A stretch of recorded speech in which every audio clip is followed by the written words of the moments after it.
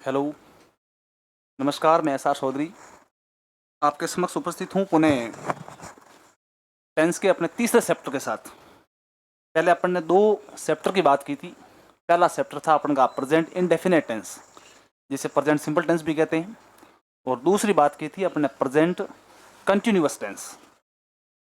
और उनके संबंध में मैंने आपको पहले 4 वीडियो में इंट्रोडक्शन दिया था, लेकिन एक समरी के रूप में आपके समक्ष मैं पुनः उनको रखूँ तो वो इस प्रकार रहेगा कि प्रेजेंट इनडेफिनेट टेंस, उनके बारे में बात की थी मैंने। Present indefinite tense, present indefinite tense, इनका दूसरा नाम प्रेजेंट सिंपल टेंस भी है, ध्यान रखना। इनका दूसरा नाम प्रेजेंट सिंपल टेंस भी है। इसमें अपन ने बात की थी कि सबसे पहले सब्जेक्ट आएगा, उनके बाद में वर्ब की बेस फॉर्म के साथ में एस या ईएस का यूज करना है। वर्ब की बेस फॉर्म, उनके साथ में वर्ब एस या ईएस, उनके बाद में ऑब्जेक्ट आएगा। वर्ब की एस या ईएस का मैंने आपको रूल बताया था कि वर्ब के साथ में कहाँ यूज करना और कहाँ यूज नहीं करना है। और उसके बाद मैंने इनके यूजेज बताए थे आपको। बीएसटीसी एग्जाम में अगर कंपटीशन एग्जाम की बात करूं तो ये केवल फॉर्मूला है आपका, इनका महत्व कम है, बल्कि इनके यूजेज का बहुत महत्व है। कि यूजेज जो प्रेजेंट इंडेफिनिट टेंस के यूज होते हैं, नहीं कहाँ कहाँ इनका यूज होता है और कहाँ इनका यूज नहीं होता है। मैंने 4-5 नियम आपको बताए थे, उनको पुनः मैं आपको बोल के आपका रिवीजन और रिवाइज करना चाहूँगा। कि पहला उनका यूज बताया था रेगुलर एक्शन के लिए। जहाँ रेगुलर की बात आती है, जो काम रूटीन में होता है, उनके साथ में हमेशा प्रेजेंट इंडेफिनिट टेंस का प्रयोग होगा, यानी प्रेजेंट सिंपल, या उनका दूसरा नाम कहूँ मैं वर्ब की बेस फॉर्म के साथ में एस या ईएस होगा। दूसरी बात कही थी मैंने आपको हैबिचुअल एक्शन के बारे में, मतलब आदतन क्रियाएं जो आदत के साथ में होती है। सुबह जल्दी उठना है, खड़ा होना है, जो काम करना है, जो आदतन है नहीं अपन की, उनके साथ में हमेशा प्रेजेंट इंडेफिनिट टेंस का प्रयोग होगा। और तीसरी बात की थी मैंने साइंटिफिक फैक्ट के साथ में, पानी 100 डिग्री पर गर्म होता है, इस प्रकार जो साइंटिफिक फैक्ट होते हैं जिनको बदल नहीं सकते अपन, साइंटिफिक फैक्ट के साथ में हमेशा प्रेजेंट इंडेफिनिट टेंस का प्रयोग होगा। और तीसरी बात की थी मैंने विविड एक्शन होते हैं, जितने जीवंत क्रियाएं होती हैं, विविड एक्शन, कि कहानी और नाटक पहले के थे, उनको अगर आज अपन प्रेजेंट में सुना रहे हैं नहीं, तो इनको इस टेंस में सुनाया जाएगा। उनको ऐसा राम वो होता था, ऐसा होता था, एक राज्य इस प्रकार था, राजा वहाँ जाता है, वहाँ आता है। नाटक में जो इस प्रकार के ड्रामाज में एक्शन होते हैं नहीं, वो हमेशा प्रेजेंट इंडेफिनिट टेंस में विविड एक्शन के साथ जीवंत क्रियाएं होती है। नाटक, कहानियां और जो घटनाएं थी वो पहले की थी, लेकिन उनको जीवंत करके इस वर्तमान में जो सुनाया जाता है नहीं, उनके साथ में हमेशा प्रेजेंट इंडेफिनिट यानी प्रेजेंट सिंपल, या तीसरा नाम कहूँ मैं प्रेजेंट वर्ब की बेस फॉर्म के साथ में एस या ईएस, इस चीज़ में ध्यान रखना है। और इस वर्ब टेंस की मैंने हेल्पिंग वर्ब पहले भी आपको बता दी थी, पहले वीडियो में। डू और डज होगी, ध्यान रखना, डू और डज। डू का प्रयोग मैंने कहा एक से अधिक लोग यानी प्लूरल सब्जेक्ट के साथ में होगा, और डज का प्रयोग सिंगुलर सब्जेक्ट के साथ में होगा। ये बातें अपन ने पहले पहले और दूसरी वीडियो में की थी। और दूसरी बात की थी मैंने इसके यूजेस के बारे में। और तीसरी, इसका जो पांचवा आपने यूज बताया था लाइव कमेंट्री, खेल होते हैं जिस प्रकार के, उसमें लाइव कमेंट्री हमेशा प्रेजेंट इंडेफिनिट टेंस पे की जाती है। इस प्रकार होता है, खिलाड़ी इस प्रकार दौड़ता है, वहां से वो आता है, लास्ट में अंत में ता है, ती है और ते है। हिंदी की बात करूं मैं, लेकिन हिंदी से कंसेप्ट क्लियर नहीं होना अंग्रेजी का। अंग्रेजी में अपन को वर्ब की बेस फॉर्म एस या ईएस या डू और डज से काम चलाना पड़ेगा। दूसरी बात अपन ने बात की थी प्रेजेंट कंटिन्यूस टेंस की। उसमें अपन ने बात की थी कि सब्जेक्ट आएगा, इज एम आर आएगी, हेल्पिंग वर्ब, ध्यान रखना। टेंस की हेल्पिंग वर्ब बहुत महत्वपूर्ण है। अपन को सेंटेंस समझ में आ जाएगा और उसका हिंदी ट्रांसलेशन कर लेंगे, फिर भी अपन टेंस की हेल्पिंग वर्ब नहीं है याद है, तो फिर वो क्वेश्चन सही होने के चांस बहुत कम रहते हैं। क्योंकि हेल्पिंग वर्ब सिंगुलर सब्जेक्ट के साथ में इज एम आर है, ध्यान रखना। इनमें से इज सिंगुलर के साथ में यूज होता है, और आर हमेशा प्लूरल के साथ में यूज होता है। आई के साथ एम का जोड़ा है। इंग्लिश में एकमात्र आई एक ऐसा सब्जेक्ट है, आदमी अकेला है लेकिन एम लेता है और हैव लेता है। इस चीज़ का नोट कर लें आप। आई एक इंग्लिश में एकमात्र सब्जेक्ट के रूप में अपवाद है कि है आदमी अकेला, लेकिन वर्ब हमेशा प्लूरल लेगा। इस चीज़ की आई के साथ एम का जोड़ा है प्रेजेंट कंटिन्यूस में। लेकिन परफेक्ट की बात करेंगे अपन तो उसके साथ में आई के साथ क्या आएगा, हैव आएगा, ना कि हैज आएगा। आई है अकेला आदमी, लेकिन हैव लेता है, एम लेता है। इस चीज़ का ध्यान रखना। आई विल नहीं लेता, आई शेयर लेता है। फ्यूचर टेंस की बात करूँ, मैंने पहले भी कहा कि पहले वीडियो में बताया था, इंग्लिश में टेंस 2 होते हैं, 3 नहीं होते। तीन क्यों नहीं होते, उसका जवाब दिया था कि टेंस हमेशा वर्ब की फॉर्म में होता है, और वर्ब की फॉर्म में ऐसी एक भी फॉर्म नहीं है जिनका नाम फ्यूचर हो। उसमें केवल 2 नाम मिलते हैं आपको, एक प्रेजेंट मिलेगा आपको, एक पास्ट मिलेगा। इसलिए प्रेजेंट और पास्ट 2 वर्ब की फॉर्म है, इसलिए टेंस 2 प्रकार के होते हैं। हालांकि स्कूली लेवल पर 3 प्रकार के टेंस पढ़ाए जाते हैं, और समय 3 प्रकार का होता है। मैंने पहले ही बात की थी, प्रेजेंट टाइम होता है, पास्ट टाइम होता है, और फ्यूचर टाइम होता है। ध्यान रखना। टेंस और समय में मैंने डिफरेंस बताया था आपको पहले वीडियो में, कि टेंस का मैं कहता हूँ वाइड रेंज है। एरिया थोड़ा वास्ट है, लार्ज है, और समय मैं कहता हूँ समय में रेंज कम है, ध्यान रखना उसमें। समय 3 प्रकार हो सकता है, लेकिन टेंस 2 प्रकार का ही है, लेकिन ऑप्शन पर डिपेंड करेगा, इस बात का ध्यान रखना। ऑप्शन में अगर आपको वो 2 दे रहा है नहीं तो फिर 2 ही करना, भले 3 ऑप्शन आ जाए कोई बात नहीं है। अगर ऑप्शन में 2 न दे के 3 दे रहा है फिर 3 करना पड़ेगा। ये कंपटीशन एग्जाम है, लेकिन स्कूल लेवल पर 3 प्रकार पढ़ाए जाते हैं। अपन 3 प्रकार की बातें करेंगे, हो सकता है प्रश्न किसी में से आ सकता है। और दूसरी बात मैं इसकी करूं, इसमें आपको प्रेजेंट कंटिन्यूअस में एक एडवर्ब याद रखना है, केवल एक। नाउ आता है, नाउ एंड अब, जो वर्तमान में काम जारी है। रमेश खेल रहा है, मोहन खेल रहा है, गांव जा रहा है, कोई आ रहा है, इस प्रकार के अंत में रहा है, रही है, हिंदी की बात कर रहा हूँ। लेकिन अंग्रेजी में ध्यान रखना, इज, एम, आर, ये तीनों चीज़ें हैं। मैंने पहले भी आपको वीडियो में डिटेल से डिस्कस की थी, आप रिवीजन करवा रहा हूँ केवल। दूसरी बात, प्रेजेंट इंडेफिनिट टेंस के मैंने एडवर्ब बताए थे आपको 2-3। एक बताया था ऑलवेज, एक बताया था आपको नेवर, एक बताया था रेगुलर, एक बताया था कॉन्स्टेंटली।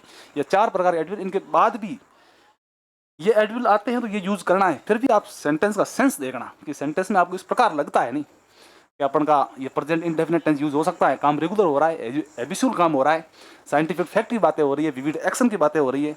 और दूसरी बातें, इस प्रकार के जो काम और भी होते हैं नहीं, जो लाइव कमेंट की बातें की थी मैंने आपको इस संबंध में। और दूसरी बात, एडवर्बियल, आपको सेंटेंस समझ में नहीं आया और एडवर्ब आपको दिख गया नहीं, ऑलवेज है, नेवर है, इस प्रकार के एडवर्ब, तो फिर आप उसमें उसको देख के प्रेजेंट इंडेफिनिट टेंस यूज कर सकते हो, गलतियां नहीं होगी। दूसरी बात, प्रेजेंट परफेक्ट टेंस की बात कर रहा हूं मैं आपको, पीपीटी के सिवाय मैं आपको बताता हूं इसकी हेल्पिंग वर्ब के बारे में। सबसे पहले अपन को यूज करना है सब्जेक्ट। सब्जेक्ट नहीं होता इंग्लिश में, सब्जेक्ट होता है। फिर कह रहा हूँ लैंग्वेज नहीं होता, लैंग्वेज होता है। सब्जेक्ट यूज करना है। उसके बाद में हेल्पिंग वर्ब। देखो हेल्पिंग वर्ब और वर्ब विशेष रूप से कई प्रकार की, लेकिन मेन रूप से अगर अपन बात सेंटेंस के अकॉर्डिंग करें 2 प्रकार की होती है। एक हेल्पिंग वर्ब होती है, इन टेंसों के अंदर बात कर रहा हूँ मैं, और एक मेन वर्ब होती है। हेल्पिंग वर्ब वो कहते हैं जो मेन वर्ब की सहायता करती है, इस चीज़ का ध्यान रखना। हेल्पिंग वर्ब आ रही है नहीं इसका मतलब 100% है आगे मेन वर्ब आएगी, ध्यान रखना। हेल्पिंग वर्ब मैं इसलिए बोल रहा हूँ कि आगे मेन वर्ब आ रही है, मेन वर्ब के सिवाय हेल्पिंग वर्ब कोई अस्तित्व है ही नहीं। हेल्पिंग वर्ब इसलिए होती है कि आगे मेन वर्ब आएगी। मैं इसकी बात कर रहा था हैज की, और दूसरी कर रहा था हैव की। इसके साथ वर्ब की थर्ड फॉर्म टेक्निकल नाम नहीं है, इसका नाम टेक्निकल है पास्ट पार्टिसिपल फॉर्म, और इसे वर्ब की ईडी फॉर्म भी कहते हैं, क्योंकि 99% इस वर्ब में ईडी लगता है, वर्ब की बेस्ट फॉर्म के साथ में ईडी लगता है। लेकिन इस जगह पर मैं टेक्निकल नाम लिखूंगा आपको, वर्ब की थर्ड फॉर्म। और दूसरी बात, इसका पास्ट पार्टिसिपल ध्यान रखना। पास्ट पार्टिसिपल वर्ब मुख्यतः मैं पहले भी बता चुका हूँ 5 प्रकार की होती है, मोस्टली अधिकांश। लेकिन बी एक ऐसा इंग्लिश में वर्ब है, अपवाद है, ध्यान रखना, उनकी 8 फॉर्म होती है। एक्सेप्शन है, एकमात्र एक्सेप्शन है इंग्लिश का वर्ब के संबंध में, वो एक बी एक अकेली वर्ब है जो 8 प्रकार की फॉर्म रखती है। और बाकी मैं कहता हूँ मिनिमम 3 है और अधिकतम 5 है। आपको 5 के अंदर काम सिमट जाएगा इंग्लिश में। एक बी का ध्यान रखना, most irregular verb in English केवल बी है, बी की 8 फॉर्म होती है, ध्यान रखना। एग्जाम प्रश्न आया हुआ है बी के संबंध में। दूसरी बात है, मैं कर रहा था हैज और हैव में, आपने सब्जेक्ट कर लिया, हैज और हैव कर लिया, वर्ब की थर्ड फॉर्म कर ली, लेकिन अब आपको डिफरेंस पैदा होना चाहिए कि हैज कहाँ यूज होता है और हैव कहाँ यूज। अपने जितने भी टेंस पढ़े थे हेल्पिंग वर्ब मैंने आपको बताया था कि एम कहाँ किसके साथ आता है, इज किसका साथ आता है, और आर किसके साथ आता है, डू किसके साथ आता है, और डज किसके साथ आता है, ये सब बातें की थी। इसलिए मैं अब इसकी बात कर रहा हूँ। हैज ध्यान रखना सिंगुलर सब्जेक्ट। मैंने पहले दिन आपको एक सारणी बताई थी कि सिंगुलर सब्जेक्ट कौन सा होता है और सिंगुलर वर्ब कौन सी होती है, प्लूरल सब्जेक्ट कौन सा होता है और प्लूरल वर्ब कौन सी होती है, इसके बारे में बात की थी। सिंगुलर सब्जेक्ट आपको दिखता है, सिंगुलर सब्जेक्ट का मतलब होता है उसमें कर्ता अकेला हो, डूअर, ध्यान रखना, डूअर अकेला नजर आता है नहीं।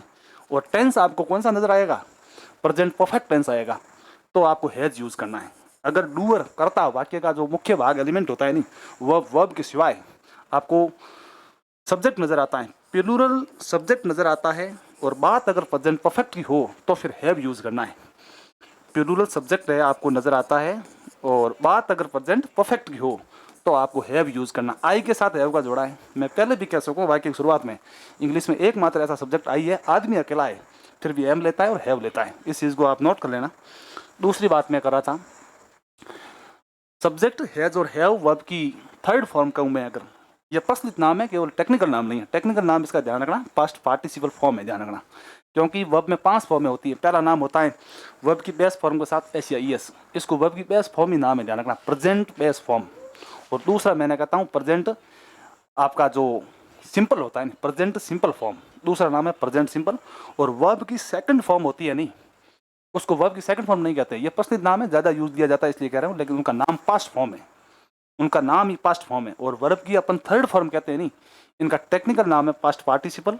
और वर्ब की आईएनजी फॉर्म होती है नहीं, आईएनजी अपन प्रचलित नाम कहते हैं, लेकिन आईएनजी टेक्निकल नाम नहीं है। कभी भी आपको क्वेश्चन पेपर में इस प्रकार का नाम नहीं मिलेंगे जो मैं आपको प्रचलित नाम बता रहा हूँ, आपको टेक्निकल नाम मिलेंगे उसमें। उसमें प्रेजेंट पार्टिसिपल फॉर्म है, प्रेजेंट की आईएनजी फॉर्म, मतलब बेस फॉर्म के साथ में आईएनजी लगा है, उसका टेक्निकल नाम है प्रेजेंट पार्टिसिपल फॉर्म, जो जब आपके वर्ब की 5वीं फॉर्म होती है। दूसरी बात कर रहा था मैं, ये प्रेजेंट परफेक्ट है, काम जस्ट हुआ है, इसमें समय का बोध है। टेंस जितने भी हैं टेंस का बोध होगा। और जहाँ प्रेजेंट इंडेफिनेट में जो काम निरंतर होता है, 4-5 यूज बताए आपको, इस वक्त काम होता है या समय के साथ पहले होता है वो बाद में होता है, जो रेगुलर एक्शन होते हैं। दूसरी बात की थी कंटिन्यूस में, कंटिन्यूस में मतलब होता है जिस वक्त अपन बात कर रहे हैं नहीं, वो उसी वक्त काम जारी है, तब जाके प्रेजेंट कंटिन्यूस टेंस होगा। और प्रेजेंट कंटिन्यूस टेंस में काम जारी है और एक एडवर्ब है नाउ, अब। आपको सेंस लग रहा है नहीं, अगर काम इस वक्त जारी है, सेंटेंस में आपको लग रहा है कि राम जा रहा है, गीता जा रही है, वो आ रहा है, वो ऐसा काम कर रहा है, वो नाच रहे हैं, वो इस प्रकार कर रहे हैं, वो अभी ये एक्टिविटी कर रहे हैं, इस प्रकार के सेंटेंस के सेंस में आपको इज एम आर के साथ में वर्ब की आईएनजी फॉर्म यूज करनी है। अगर आपको लगता है कि काम अभी जस्ट पूरा हुआ है, काम कब पूरा हुआ है, इस वक्त काम पूरा हुआ है, जस्ट जाके 1 सेकंड 10 मिनट आपको सेंटेंस में लगता है इस वक्त काम पूरा हुआ है, तो आपको हैज और हैव के साथ में वर्ब की कौन सी फॉर्म यूज करनी है, वर्ब की ईडी फॉर्म कहूँ मैं, वर्ब की थर्ड फॉर्म कहूँ, या टेक्निकल नाम कहूँ, पास्ट पार्टिसिपल फॉर्म कहूँ। लेकिन आपको वर्ब की थर्ड फॉर्म के साथ में इस प्रश्न को सही करना है। दूसरी बात, मैं पीपीटी के माध्यम से आपको जनरल इंट्रोडक्शन दिया है और इसकी जो सटीक लैंग्वेज है वो आपके समक्ष रखा हूँ। देखो, present perfect tense, the present perfect tense used काम में होता है इस प्रकार। देखो, इसके कई यूज है। पहला मैं बता रहा हूँ, to indicate completed activities in the immediate past. बात पास्ट की है, जस्ट हुआ है, मतलब जो बीत गए वो पास्ट है, भले 1 सेकंड पहले हो नहीं, पास्ट तो हो गया ना वो, लेकिन समय बहुत नजदीक है बीतने का, इमीडिएट एक्शन का है। मैं इसका हिंदी आप लिख सकते हो, टू इंडिकेट कंप्लीटेड एक्टिविटीज, इस प्रकार बात का संकेत करता है कि काम अभी जस्ट पूरा हुआ, विथ जस्ट, ध्यान रखना काम अभी। और इसमें एक जस्ट एडवर्ब भी आप याद कर लेना, जहां आपको जस्ट एडवर्ब दिखे नहीं उसके जगह हैज हैव के साथ में वर्ब की थर्ड फॉर्म यूज करनी है। To indicate completed activities in the immediate past, past का बहुत नजदीक। एक तो पास्ट होता है बहुत लंबा होता है, 5 दिन होते हैं, 2 दिन होते हैं, 5 घंटे होते हैं, कई वर्ष होते हैं, वो पास्ट होता है। नहीं, ये पास्ट का बहुत पास्ट, मतलब एकदम इमीडिएट एक्शन हो रहा है, बहुत जल्दी एक्शन हो रहा है, तुरंत एक्शन हो रहा है पास्ट में भी। देखो, एक सेंटेंस के माध्यम से होगा, he has just gone out, वो अभी बाहर जा चुका है, वो अभी गया है, जस्ट एक क्षण की बात हो रही है, मिनट की बात हो रही है, अभी बाहर गया है नहीं। तो इसके साथ देखो, मैंने कहा था एडवर्बियल जस्ट आता है, उसके साथ में हैज हैव के साथ में वर्ब की कौन सी फॉर्म यूज करनी है, वर्ब की थर्ड फॉर्म यूज करनी है। इस प्रकार के सिंपल सेंटेंस आते हैं, ध्यान रखना। और उसमें एक शब्द को पकड़ते हैं, उत्तर आता है। अपन सेंटेंस का एक हिंदी ट्रांसलेट करने जाओगे फिर अलग अर्थ निकल जाएगा। इसलिए इस सेंटेंस में जो एडवर्बियल दिए हैं नहीं, जो क्रिया विशेषण दिए हैं, जो समय सूचक शब्द दिए हैं, वर्ड्स दिए हैं, उनको आप पकड़ना पड़ेगा आपको। ही हैज जस्ट स्ट्रक 10, अभी जस्ट 10 बजे, अभी जस्ट 10 बजे मतलब 10 बज के 1 मिनट हुई है, या 2 मिनट हुई है, या सेकंड हुई है। आपको सेंटेंस में इस प्रकार का भाव नजर आता है, सेंस नजर आता है, कॉमन सेंस नजर आता है, उस जगह पर अपन को। और दूसरी बात मैं कर रहा हूँ, आपको इतना परेशान होने की जरूरत भी नहीं है, साथ में एडवर्ब दे रखा है नहीं, तो जस्ट जहाँ शब्द आता है उस जगह पर हैज हैव के साथ में वर्ब की ईडी फॉर्म है, थर्ड फॉर्म है, या पास्ट पार्टिसिपल फॉर्म है, टेक्निकल नाम नहीं बोलना है आपको। दूसरी बात, पहला ये नियम कंप्लीट हो गया, काम अभी इस वक्त बीता है, काम पास्ट में चला गया, लेकिन बीतने का समय पास्ट के बहुत इमीडिएट एक्शन हो रहा है, बहुत नज़दीक है और बहुत तुरंत एक्शन बीता है, पास्ट अभी बीता है, ध्यान रखना उसके साथ में। और दूसरी बात है, इसमें एक चीज़ याद रखने की है, जस्ट। आप इस जस्ट को नोट कर लें, JUST, जस्ट का हिंदी में अर्थ ही होता है अभी अभी। जस्ट का अपन हिंदी में बात करें अभी अभी, और इंग्लिश में बात करें तो इमीडिएट पास्ट, इमीडिएट पास्ट है इसका मतलब, बहुत शीघ्र। दूसरा नियम है, to express past actions whose time is not given and not definite, definite, ध्यान रखना। इस प्रकार पास्ट एक्शन को व्यक्त करना, टू एक्सप्रेस मतलब होता है अभिव्यक्त करना किसी भी चीज को। पास्ट एक्शन हुज टाइम, जिसका समय इज नॉट गिवन, जिनका समय नहीं दिया गया है, समय नहीं दिया गया, एंड नॉट डेफिनेट, और उनका समय निश्चित भी नहीं है, समय फिक्स भी नहीं है। कि पास्ट की बातें हो गई, बहुत पास्ट के एक्शन बीत गए जिनका समय अभी तक नहीं दिया है। टू डेफिनेट, जिनका समय निश्चित नहीं हो, पास्ट की बातें हो। और टू एक्सप्रेस अपन को नजर आता है, इस प्रकार व्यक्त होता है। उसमें देखो, have you read Gulliver travels, क्या आपने गुलिवर ट्रेवल्स नाम की किताब कभी पढ़ी है? देखो अपन को इसमें नजर आता है कि देखो to express past action whose time is not given, Gulliver action अपने कब बढ़ी है, इनका समय तो इसमें नहीं है, टाइम तो नहीं है, नहीं टाइम नहीं है तो फिर अपन को इस प्रकार एक्सप्रेस मन में इस प्रकार विचार करना पड़ेगा, सेंस काम में लेना पड़ेगा। To express past action whose time is not given, अपने गुलिवर ट्रेवल्स नाम की बुक्स है ओलिवर की, उनको कब पढ़ा है ये समय नहीं है, लेकिन ये पूछ रहा है सामने क्वेश्चन मार्क लगा है कि हैव यू रीड, क्या आपने कभी पढ़ी है गुलिवर ट्रेवल्स नाम की बुक। दूसरा है I have never know him to be angry, मैंने उनको कभी भी क्रोधित होकर नहीं देखा है, क्रोधित होते मैंने उनको कभी भी, देखो एक शब्द ये है आपका और दूसरा शब्द है जस्ट, इन दो, एक मैंने ये लिखवा दिया, दूसरा लिखा हूँ नेवर आपको, NEVER, नेवर देखो प्रेजेंट इंडेफिनिट में यूज होता है, उस जगह पर सेंस वाक्य का अलग होगा, वाक्य का सेंस नजर आएगा आपको। इसमें टू बी एंग्री देखो ये नॉन फाइनाइट वर्ब है, ध्यान रखना, ये टेक्निकल नाम बता रहा हूँ, नॉन फाइनाइट वर्ब है।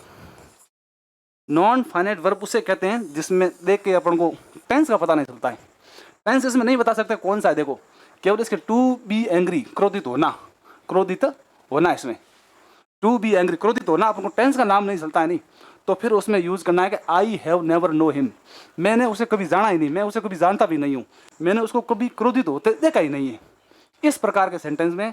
और इसमें नेवर पकड़ना आपको, दूसरी बात कहूँगी कि आपने नेवर प्रेजेंट इंडेफिनिट में पकड़ाया था, उस जगह पकड़ाया था, उस सेंटेंस का सेंस दूसरा था, आई नेवर स्मोक, मैं कभी धूम्रपान नहीं करता, वो सेंटेंस इतना ही था। इसमें अलग एक्स्ट्रा सर्कमस्टेंस दी है उसने, देखो परिस्थिति उसकी अलग पैदा हुई है। टू बी एंग्री क्रोधित होना, आई हैव नेवर नो हिम, मैंने उसको कभी क्रोधित होकर देखा ही नहीं है, इस प्रकार का सेंस है। एक जस्ट एडवर्बियल याद रखना और दूसरा है नेवर, नेवर एंड कभी भी नहीं, ये नेगेटिव सेंस है, ध्यान रखना, पॉजिटिव नहीं है। नेवर आता है नॉट नहीं आएगा, ध्यान रखना, जहाँ नेवर आता है उसकी जगह नॉट की जरूरत नहीं है, और जस्ट आता है तो उसमें नॉट की जरूरत हो जाती है, लेकिन सेंटेंस का भाव नेगेटिव है क्योंकि ये नेवर शब्द ही नेगेटिव है।